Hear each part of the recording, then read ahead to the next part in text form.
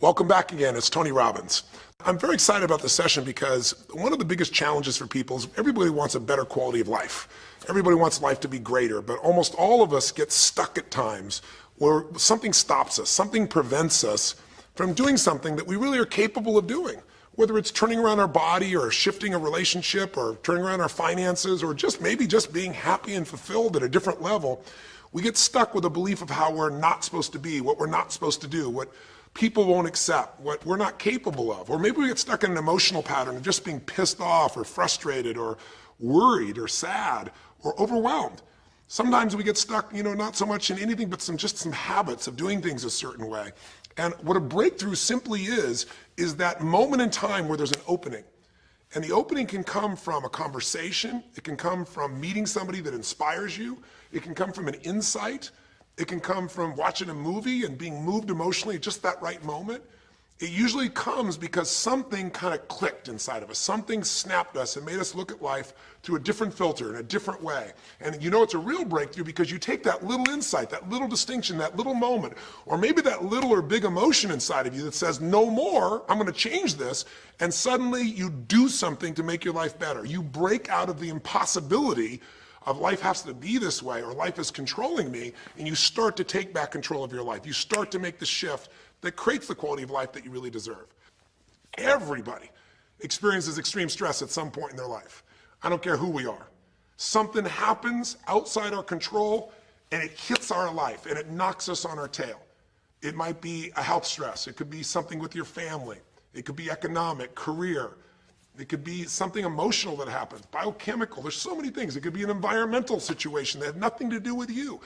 Every one of us in our lifetime are experiencing extreme stress. And these days, because of the economy and the way we respond to it, the majority of people are experiencing some form of extreme stress, at least according to polls. Stress doesn't come from the facts. Stress comes from the meaning that we give to the facts.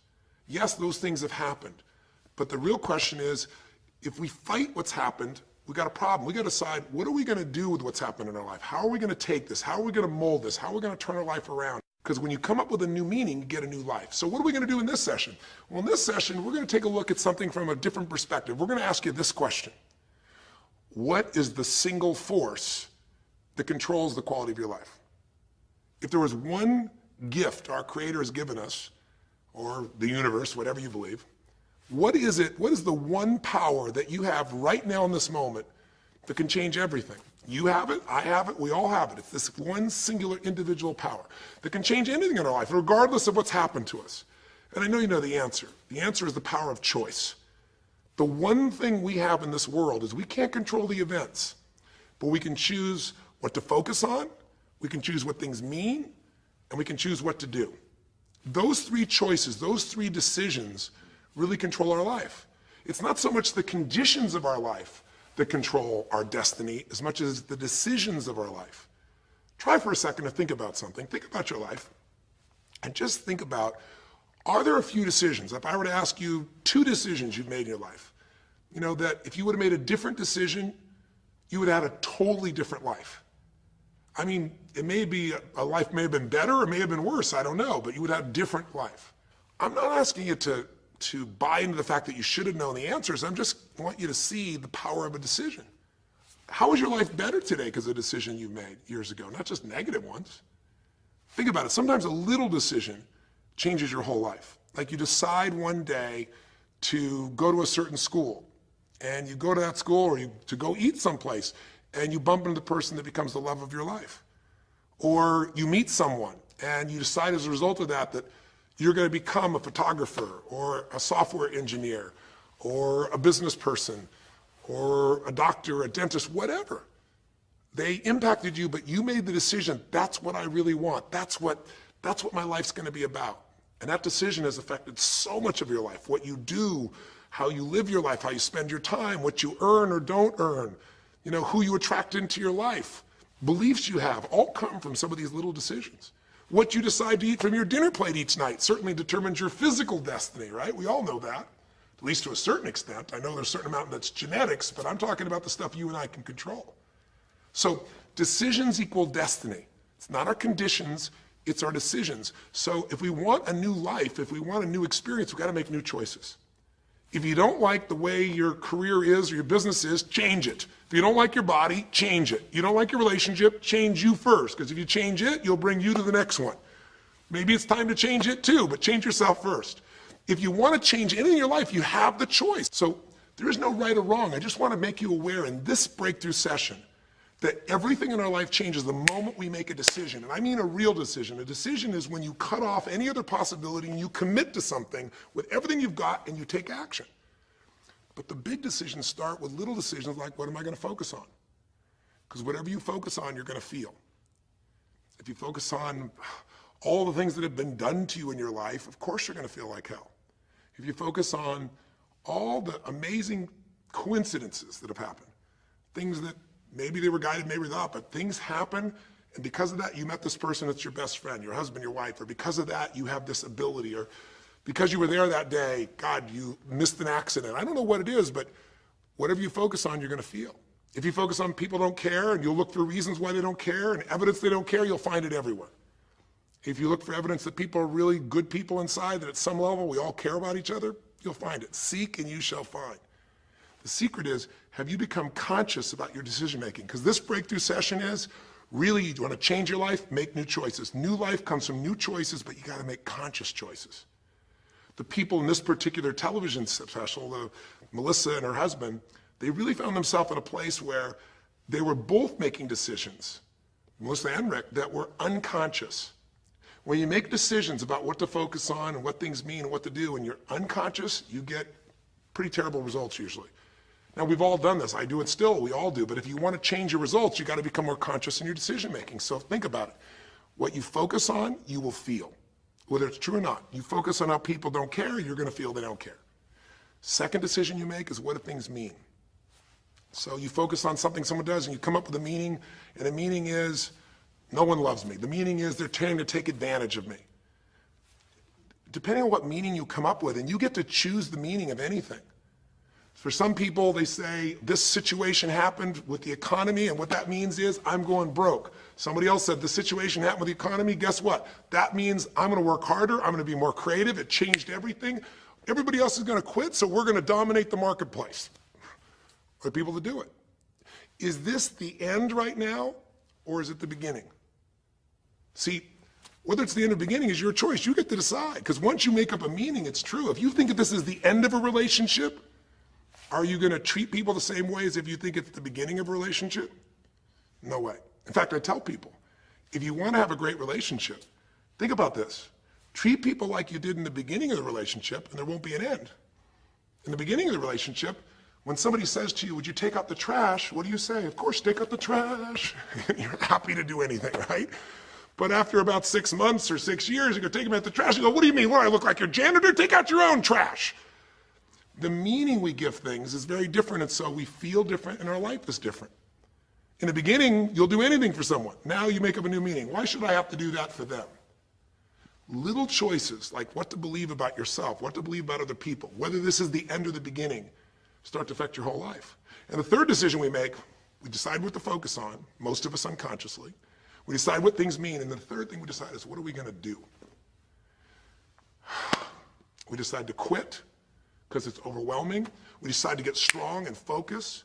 We decide we're going to turn it around. We decide to wait and see. Ultimately, your destiny is determined by what you do.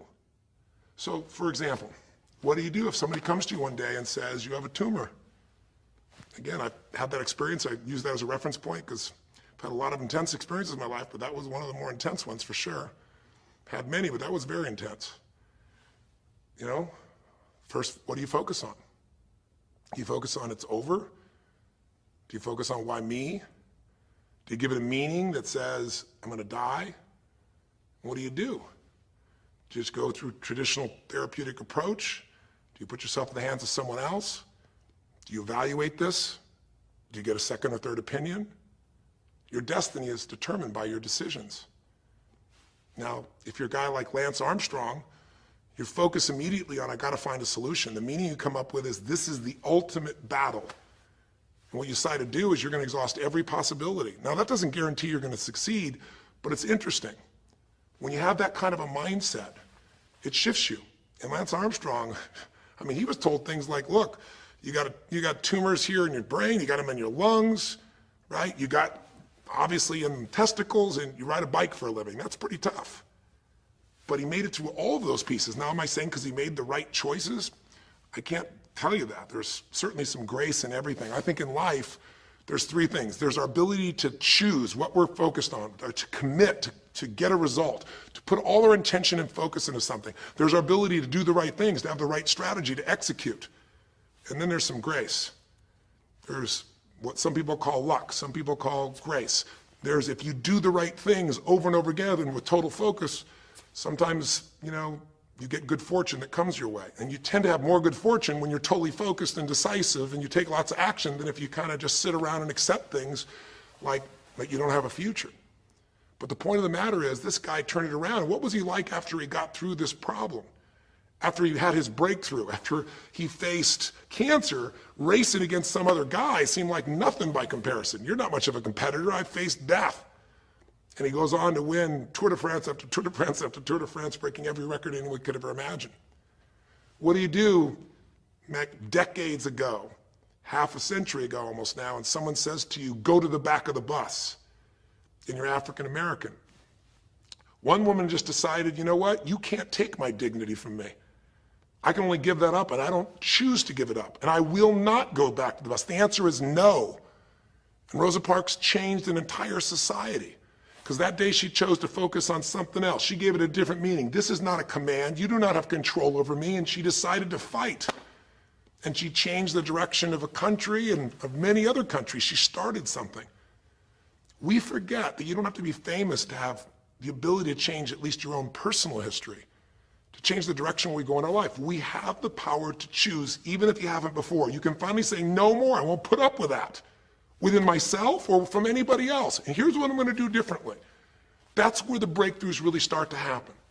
Now the question is, why do some people stand their ground and make something change versus other people just kind of accept things? Why do some people make bold decisions and other people make decisions that are based on trying to hang on to what they've got?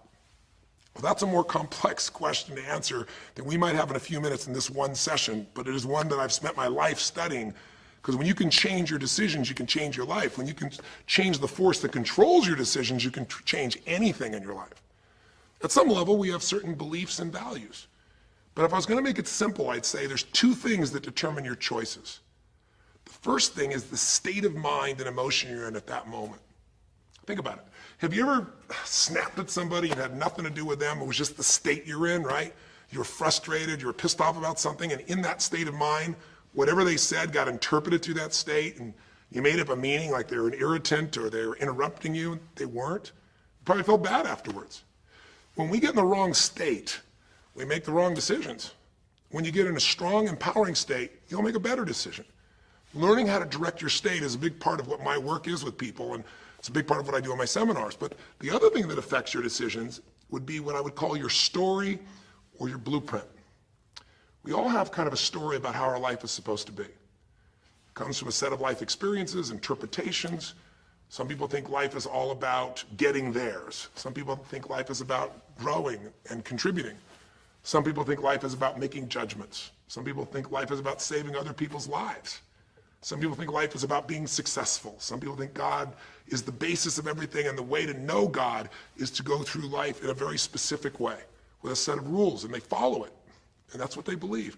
Whatever your story is, whatever your blueprint is just another way of saying whatever you believe is how your life is supposed to be, at some level, we either follow that blueprint or we fight it.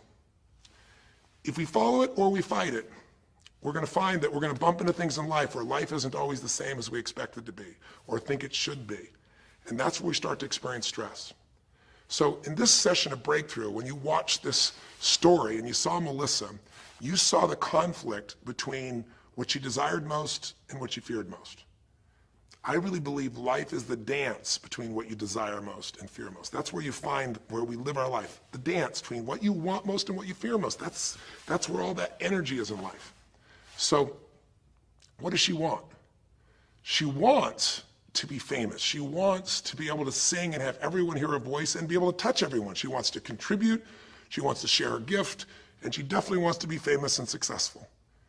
She needs to be closer to her children. And one of the big challenges in life is oftentimes what we want and what we need are two different things. She has 5 boys. They're all extremely young, as I'm sure you saw. And she has a husband. And while they're all supportive of her going on this journey, somewhere along the line, she lost that connection to what was most important. Now, is she a bad person to make bad decisions? No, good people make bad decisions when they get in lousy states, when our ego gets involved, or when we start believing our story. And here was the story she had. Being a mom's important, but the bigger gift God gave me is my singing voice.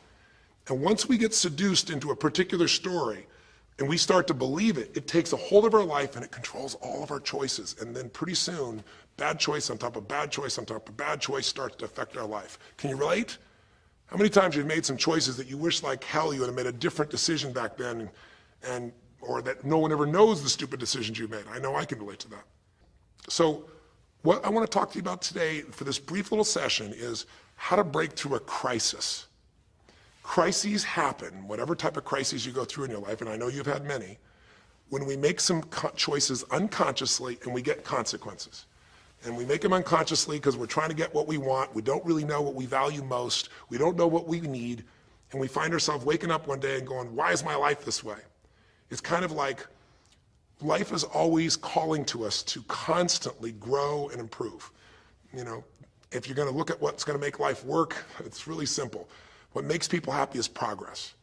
We're happy when we're progressing. If you're overweight, but you leave today and you say, you know what, this breakthrough thing, what I got out of today for me more than anything else is, I've been stuck waiting for some magical diet, some magical exercise plan, some magical time in the future when we have more time. There is no more time. I don't need to wait for that. I'm just going to make a decision today to get started. I don't need to go out there and go interview 20 trainers and get online. I don't need somebody to give me a perfect plan. I need just to pick up my shoes and start walking. I need to just get somebody behind me who just goes, run! I don't need to wait for perfection. I'm going to do something right now. I choose to get fit. I choose to walk. I choose to run. I choose to go join a club. I'm doing it now. A breakthrough happens the moment you make a new choice. And you don't have to wait. You can just get yourself in a new state. Maybe this tape will get you doing. Or you just have to have a new thought that says, you know what? I made choices in the past. I'm overweight because I chose to eat this and this. I'm not going to eat it anymore. I'm changing now. You can change your whole life real fast with just a few choices. But if you don't make the right choices, eventually you're going to face a crisis. Crisis is when you made so many poor choices that sooner or later life shows up, and instead of asking gently for you to change and improve, to grow, to make progress, to be happy, life, when it's a crisis, now demands change. It isn't asking anymore.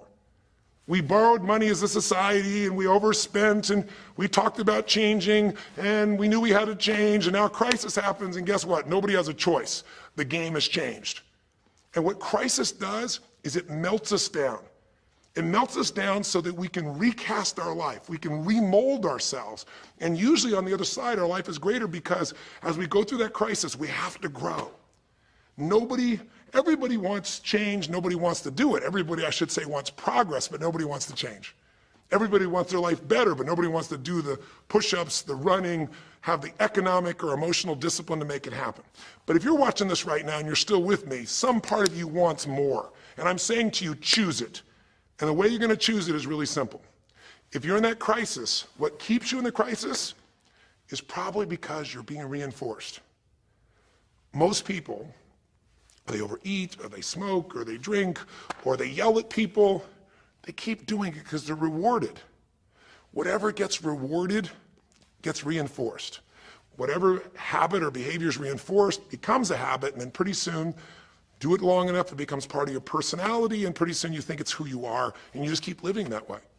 I mean, it's easy to see this in other people, right? It's easy to see how messed up they are and how easy they could if they just make some new choices.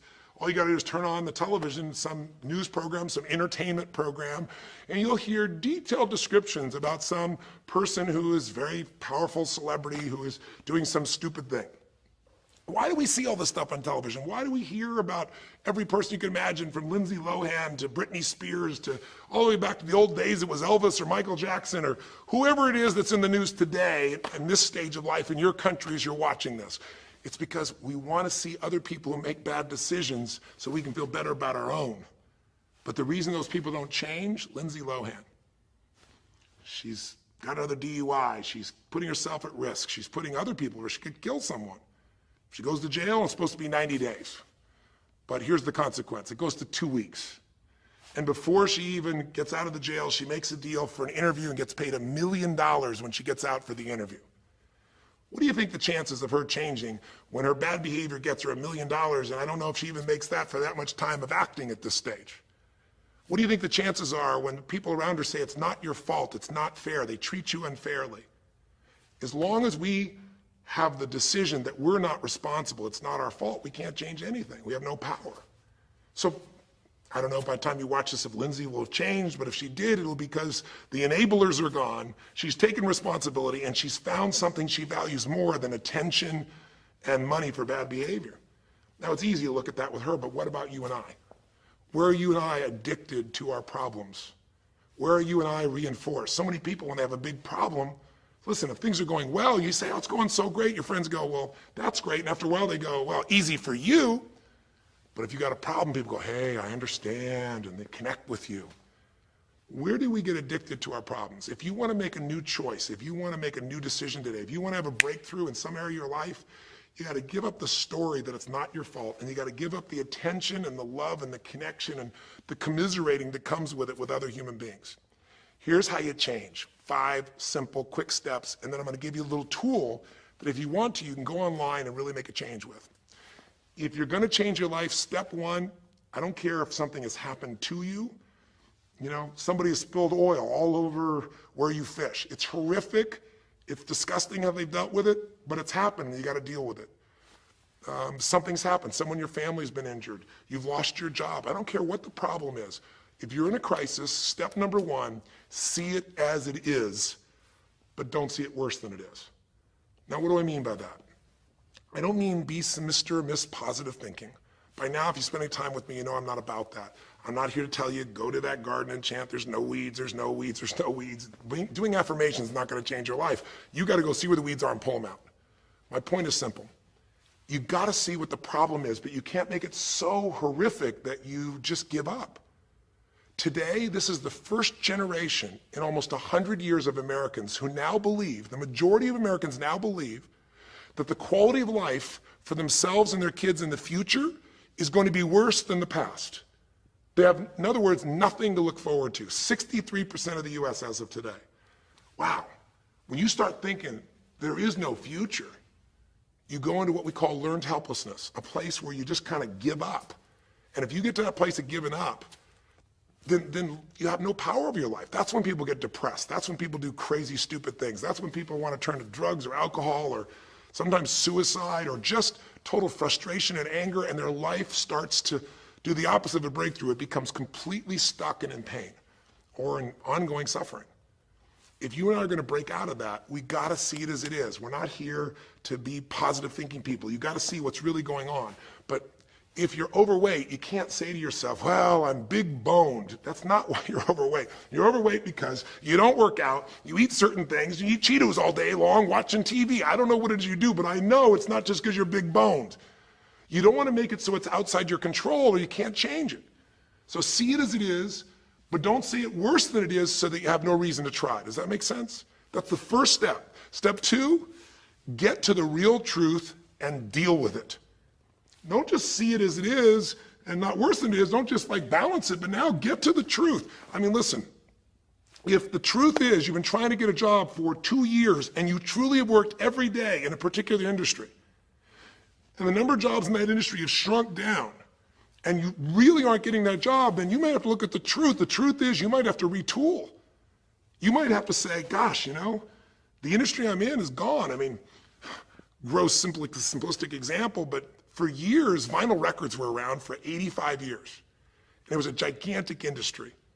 And things came and went. During the vinyl record time, what happened? Well, there was, remember those 8-track tapes? Are you ancient enough to remember those things? Maybe you know somebody remembers those things. These big boxes, you push them in and out. Yeah, 8-tracks came and went, vinyl records were still here. And then cassette tapes came, right? And cassette tapes were smaller and more compact and more convenient and more seemingly indestructible. And they came over here and vinyl records were still selling like crazy. If you had a job in vinyl records, you kept it. But then a little thing came along called the CD. And when that happened, Almost overnight, you saw an entire industry that's been around almost a century was gone. If you were the guy that worked in the vinyl record factory and knew everything about it, it was the second generation, didn't matter. It was over. And now we laugh about a CD, right? Because everything in this digital world you can have instantly. Who wants to put on a CD? Pretty rare, still available. In vinyl records, maybe there's a small market of people that are collectors, but it's gone. My point is, if you're in the vinyl record business, you got to tell yourself the truth. You got to see it as it is, not worse than it is, but you also got to get the truth and deal with it. You got to deal with the cards you're dealt. You're going to have to retool. You're going to have to change something. You might have to move. If you live in the Gulf, and I don't support anything that's happened there, who could? It's unconscionable what's happened with BP. But if you live in the Gulf and you're a third-generation fisherman, and you fish for oysters, and they're dead, you better get to the truth. Are they going to be dead for 2 years or 10 or 20 to the best of your ability? And you might say, well, I can't do anything else. I can't. I'm a third generation. This is all I know. Yes, you can. Get to the truth and deal with it. Deal with the card you're dealt with. You got to deal with it, sure, I'm sure legally, but in the meantime, you got to take care of your family. I'm not saying this off the cuff easy because I've been in those situations where it's impossible, it's unjust, it's wrong, but I still got to deal with it just like you. Am I making sense? It's like, you might say, I've lived here my life. You might have to move. You might have to fish someplace else. You might have to, I know you still got to deal with all the consequences, but you got to take back control of your life. There are unjust things that happen, but you got to take control. Easy for me to say, I'm not sitting in your shoes. I get that. But who hasn't experienced some form of injustice someplace? Who's not dealt with something unfair? Who's not dealt with something that wasn't meant to be unfair, but it affected your entire life, your career, your finances, whatever? You got to tell yourself the truth, and you got to get to those dealing with the reality right now. The longer you wait, the longer the crisis will be. If you're having an economic crisis, got to deal with it. Got to downsize, right size, do whatever it takes. And I say, okay, Tony, well, so far you're telling me don't allow myself to make it so bad I don't try, see it as is, but don't make it worse than it is. And you're telling me get to the truth and deal with it. Well, that's nice, but how do I do that? Maybe the third step, more than just getting the role model, maybe to be more specific, is get a vision first. Get a vision and get strong. That's what I think your third step should be. You first tell yourself the truth. Yes, see it as it is, not worse than it is. Tell yourself the truth and deal with it. But the way to deal with it is say, what am I going to go for? There's got to be a compelling future. I've got to come up with a vision for my life or a vision for my relationship. I've had terrible relationships, nothing's worked. Tell yourself the truth. I've made poor choices, or I've told myself stories and gave myself excuses, or I've not had the courage, whatever it is. Get to the truth, and then get yourself a vision for what you do want. Because you have to have something you're going to move towards. Does that make sense? Without a vision, people perish. It says in a very good book called The Good Book. And I know there are many good books, but that's a good one to take a look at. We need something to go for. We can deal with any problem today as long as there's something that we can look for in the future that we can strive for. It'll give us the emotional and psychological fuel, the juice, to keep moving forward. So you got to come up with a vision, and a way to do that, we'll call that step 4. Get a role model. You might get the vision from a role model. You might get the vision just from coming up with a new idea. But in order to figure out how to go from where you are to where you want to be, to close the gap from where you are to where you want to be, it's best to learn by other people's experience whenever you can. So get a role model, get their strategy, and go to work. Get into action. So I'll give you an example. Years ago, when I was first starting to try to figure out how to build myself financially, I grew up at a time when, just as I was starting to do well, this big recession happened. And I remember I was like 29, 30 years old, I think, and maybe 31. And I was doing okay. And then all of a sudden, there were all these business challenges because we went through this severe recession back in those days. And I remember at the time, everybody was downsizing and freaking out. And I thought, you know what? I don't want to just settle for this. I want to find a way to do well. Who's done well in really tough times? And so I started doing my homework. And in those days, you didn't go out and use the internet the way you do today. You couldn't access all that information. We actually went to libraries and did research in traditional ways. I'm ancient enough to remember those days. And I started hearing about this man named Sir John Templeton. Very famous man. He's a man who became a multi-billionaire as an investor. He started with nothing. But what was interesting is when I started to find out about his story, because here's a guy that when he's a young man, he's called Sir John Templeton now. He was actually an American originally. And he wasn't Sir. He came from a very poor family. And he just decided that in his life, He wanted to not only do well financially, he wanted to do so well he could help other people at any level that he wanted. And today, by the way, he's passed, but before he did, he created the Templeton Fund, and he also created a fund that now delivers money, gives money each year at the Templeton Prize to people that do good spiritual works, and it's larger than the Nobel Prize, and it continues to go on. But the guy started with nothing, and here's how he did it. Listen to me now. The reason I look for him as a role model is because he made all his money in the worst of times. He made all his money when people were going through the equivalent of the deepest recession or depression possible. His whole belief was, and this is different than almost anybody else you see around you, was pessimism was the secret to success. That what he wanted to do was make money when people were most pessimistic. Because when people are optimistic, they want you to pay for their house a huge sum of money. But as they start getting more and more pessimistic, where pretty soon they think they can never, the house is the worst thing to have, they'll virtually give you the house. They'll virtually give you the business. And so he made all his money starting in World War II. When the war broke out, when Hitler invaded over in Europe, he took all the money he had and borrowed a total money of $10,000, a total amount. He bought with $10,000 every stock on the New York Stock Exchange that was $1 or less that he thought might be useful, including some companies that looked like they're going to be bankrupt. But he did it when people were the most pessimistic. Because if you recall, it looked like Hitler was going to take over. It didn't look like we were all going to be the winners. It looked like Hitler was going to dominate. And when people were that scared, they would give up anything they had just to get a little bit back. And so he bought all the stock that eventually made him a multi-billionaire. He became a billionaire because after things changed, after the war, just 5 years later, and the economy started to surge, everything changed for him. Where do you think he invested next after World War II? Where was a country that was pummeled, that was down, the factories were basically turned into mud? Japan. You could buy things for pennies in Japan that would have cost you hundreds of thousands of dollars before, and he did. When everyone was most pessimistic, he went and did well. And then he sold when the 80s surged and when everybody thought Japan was the greatest country on earth and had the biggest businesses. He sold and made his maximum profit when people were overly optimistic. He did the same thing down in South America when inflation went crazy. This man spent his entire life basically having a strategy of how to succeed when everybody else was scared. I tell you that because he's a role model. What he did, how he did it, it's all in writing, it's crystal clear. You could do the same. But you won't be able to do it when you're telling yourself the sky is falling and it's over. When you see it worse than it is, you'll just give up. You won't do it if you don't tell yourself the truth is, you know what, this system isn't working. I got to do something. I got to change my finances. I got to change my job. I got to reach. If you don't tell yourself the truth and deal with the truth, the real truth, nothing's going to happen. You won't ever even think about a guy like John Templeton if you don't have a vision that says, I don't care how the environment is, I'm going to find a way to do well. And you won't do well unless you get a strategy based on a role model who's really done it. My whole thing is this: if anybody has something you want, they aren't lucky. They did something. If you model them, if you take similar steps, you can produce a similar result. Make sense?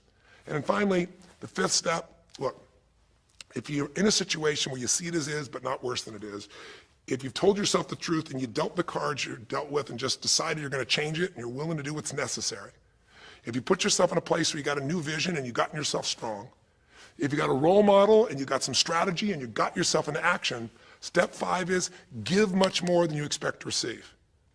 Simple as that sounds, if you find a way to meet people's needs in business, in an intimate relationship, meeting your kids' needs, anybody's needs, the whole game changes. What happened here when all of a sudden, Melissa finds herself coming home and all of a sudden she finds out that while she's gone, her kids now don't want to talk to her, her boys, her husband has had an affair. Well, none of that could change if she would have just said, you know what? My whole life is over, I'm done. And oh, by the way, I've just lost my career too because while I'm busy trying to deal with my family, I didn't finish the record, so I lose my record deal. And oh, by the way, we don't have any financial stability, now we're losing our house. If that family would have just said it's over, if Melissa or Rick either just said it's over, it would have been over. But they told themselves the truth. We got severe problems here, but they didn't make it worse than it was. They didn't say we can't turn it around. And then they got to the truth of the infidelity, the truth of her addiction to going after fame instead of being a mom, the truth that neither one of them had been really competent at parents and had not given the energy to the kids that they deserved. The truth will set you free, but first it'll piss you off. The truth it doesn't feel good, but Not feeling good is sometimes where you get your drive to change things. They started looking around and said, we don't have the skill to even manage our house, much less our finances. We got to do something different. We got to focus on our kids. We got to focus on turning things around. We got to turn our relationship around. But that wouldn't have worked unless they got a vision of starting to see, it could happen. And that's what I helped them with. I helped them get to the truth. I helped them to stop over-exaggerating. I got them to a place where they got to see that this relationship could be back alive and passionate, and that these kids deserve both their parents, and that she really could be a great mom, and that maybe in the end she could even still have her singing career and enjoy it too, that she didn't have to give it all up. And I'm really proud of her. She did it because she found a role model. She got a vision, but she got a full role model. And the man that she works with today is a man that's sold, I think now 5 million or 10 million records. And most people outside the country business don't know his name. He's her mentor now. He's made music with, Willie Nelson, with just about anybody you can imagine in the business. And he's done it for all these years, but he's never left the central part of Texas because that's where his family is. And Melissa's had offers to go to Sony Red. She walked away because they said, you're gonna have to do these things without your family. She found out what was most important, and she made the decisions that met her needs to be a great mom. When you fight life and go, I should be a singer and not a mom, and you got 5 kids, you got a problem. When you fight life and say, the economy should be different, you're gonna be stressed. Deal with what is, without exaggeration, with total honesty, dealing with the cards, coming up with a vision, finding yourself a role model that shows your strategy, work your tail off, give, keep changing your approach, and you can get where you wanna go. Make sense? Now that might sound like a lot. So to get you started, here's what I'd like you to do for this session. Start out, if you want, by taking a big crisis or problem you have and going through these steps, saying, okay, what's really true? And let me exaggerate, let me stop the exaggeration. Let me not make it worse than it is. Just let's define what's true. Let's stop the story, just here's what it is. We got this much financial challenge. We got this physical challenge, whatever it is. And then you go to step 2. All right, let's find out the truth. Let's get the details. Let's get the details and figure out what we're gonna do. And then here's where we're gonna go. This is where we're gonna eventually get to. It might take us longer to get where we wanna go, but we're gonna get here. Who's done it that we can model, that we can follow the steps in, who can coach us? And let's just work our tail off and change every day. But to give you a quick jump, sometimes when you're in the middle of crisis or crises, multiple crises, lots of things going on simultaneously, it feels a bit overwhelming. So, and you might not know a role model. You might say, Tony, I don't know who. Well, not hard on the internet these days to find role models, or come to an event. I can promise you we can show you plenty of role models. This is what I do for a living. But what you can do right away is you can model yourself. Think about it. Almost everyone alive has been through more than one tough time, crisis or multi-crises, where you're having a problem financially and you're having a problem with your family and you're having a health problem all simultaneously. Those are the intense ones, right? But if you're standing still today, most of us have found a way to get through it. And if you don't, you know someone who went through a tough time, a grandmother, an aunt, an uncle, somebody. The greatest way to make that change happen, when you break out of break through, you break out of a problem, you break out of a crisis, is model yourself. So we have 5 questions when you click on this link. And you can do it by video, so you can see yourself, and you can share it with other people, or you can type in the answer. I'll tell you in advance what they are, and then when I'm done here, I want you to do it right away if you would. The first question is, what's been one of the toughest times in your life? What's been one of the toughest times in your life that you did get through? Maybe it was a financial situation. Maybe it was a career situation. Again, maybe it was an intimate relationship where you were crushed. You thought you could never make it through all the pain you went through there. Maybe it was a physical challenge, a health challenge. Maybe it was a lack of confidence or ability. I don't know what it was, but what was a just incredibly tough time that you did make it through? And you're just gonna jot it down. Or you can do it in the video and just tell us, because you're not only gonna get this answer, but we're gonna create a community of people who will be role models, people that have been through hell and back, saying, here's where I was, here's what I got through, here's what shifted my life, here's what you can do.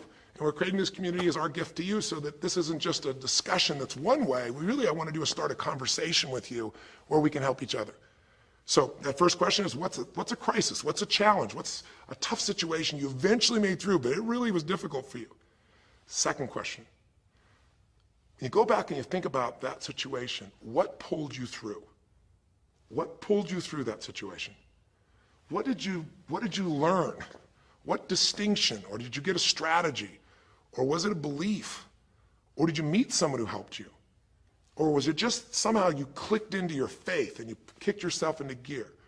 What pulled you through those tough times? Was it a person? Was it a place? Was it an idea? Was it a distinction? Was it a belief? What was it? Share it with us. Type it down or tell us from your heart what it really was. Third question is just real quick. It's just for contrast. And the third question is, what was your life like before the crisis? Like right before all hell broke loose? Usually you'll say, oh, my life was so great. But when you go back and look at it, was it so great? Was it wonderful? Just out of curiosity, right before all hell broke loose, third question is, what was your life like right before it? And then the fourth question, what'd you do? What did you do to go from where you were to where you are today? What did you do to get over that situation? What did you do to get through that situation? What did you do to turn it around? What action did you take? Who did you go learn from? What skill did you go get? What did you physically do? Kind of give us the description of what you did, because we all want to know, because you can provide us a pathway. You may have been through a crisis that someone else is going through right now, and they could learn from you. They could learn the shortcut. And finally, the fifth question, maybe the most important one besides what pulled you through, and the fifth one is, how is your life actually better today because you went through this crisis? Whatever the crisis was. How are you stronger, or are you more compassionate because you felt that suffering, you don't want anybody else to feel it? Or are you more hopeful because you know you made it through that so you can make it through other things? Or are you in a situation where you've got a skill today that you didn't have and wouldn't have had if it wasn't for that situation that made you have to grow? Or are you just happier today because you have a contrast of what life could be like, and so now you appreciate the simple moments? How are you better mentally, emotionally, physically, financially, or spiritually today because you went through the crisis? Even though you wouldn't want to go through it again, you don't want anybody else to go through it, how did it actually serve you in the end? I think if you answer these 5 questions, you don't need to remember them. I said them to kind of trigger you thinking. All you do is type in the answer, or you take the instructions and click on the video and go, okay, toughest time of my life? There have been so many, but I'd say when I went through this divorce, or I'd say when I was told I had this tumor, or I'd say when they told me this company was going to go bankrupt, or whatever it was. Second question, what pulled me through? God, I don't know, I guess a combination of things. One was this belief that somehow everything in life happens for a reason and a purpose. And even though I hate this, something must be calling me to grow. Or I'll tell you what it was. It was a friend that sat me down and said, man, you're going through hell. But when you're in the middle of hell, when you're pushing through hell, just keep pushing. Just keep going through it, man. I've been there.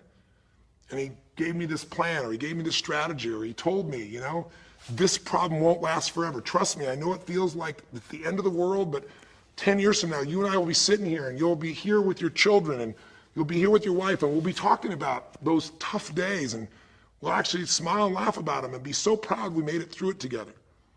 Or you might say, what got me through it was prayer, or my faith in God, or what got me through it was just massive action. You know, what pulled you through? Just tell us. We all want to hear, we all need to know. And there's lots of ways to get through hell, isn't there? There's lots of ways to get through a crisis. There's so many ways. That's what I want people to get. So when you're done with this on the website, you will give in something. Because a community is not just a place you go get stuff, right? It's a place you give. And the more, you know, authentic you can be and honest from your heart, the more other people will see and be touched. You know, what was it like before? Oh my God, I was on top of the mountain. You know, what did you do? Here's what I did. You know, I told myself the truth. I went and got this new education. I went and started talking to people each day. Whatever you did. How's your life better today?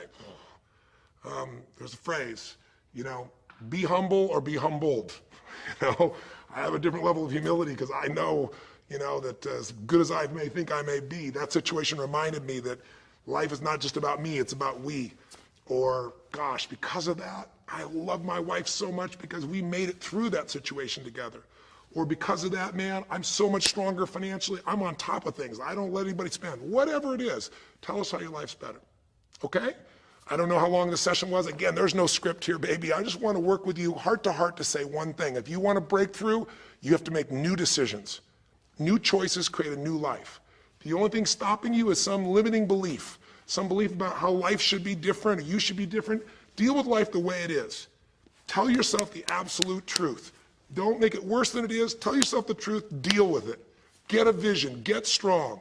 Get a strategy. Get a role model with a strategy and get into action, and then put your focus on taking action every day. Giving, giving, giving. Change your approach. You will get there.